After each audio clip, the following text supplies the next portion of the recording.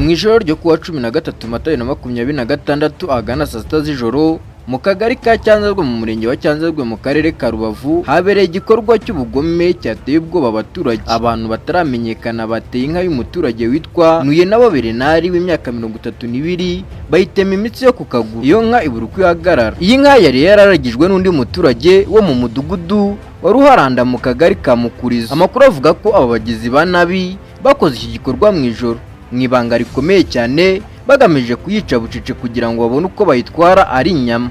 Mu kugerageza kuyirokora abaturage bahise bayizirika hejuru y'amaguru yaho bari bayikomerekeje kugira ngo amaraso yadakomeza kuva ari menshi. Ibikorwa by'ubugizi bwa nabi bikomeje gutera impungenge mu baturage bo muri aka gace bibaza impamvu hari abaturage bakomeje kugira nabi amatungo y'abandi baturage mu buryo nk'ubu bw'urugomo budafite ishingiro. Abaturage barasaba inzego z'umutekano gukora iperereza ryimbitse hagafatwa babikoze bagashyirwa mu butabera ndetse n'ababigizemo uruhare bagafungwa. Ese wowe ubitekereza niki cyaba gituma abantu bakora ibikorwa nk'ibi by'ubugome mu buryo butagira ugutekereza, mu buryo butagira ndetse n'amarangamutima? Ngiye mvaga ni Damu, iyi ni Rwanda News. Gukora subscribe, ukore like, share and comment kugira tujye dukomeza kubana muri aya makuru mashya kandi yizewe.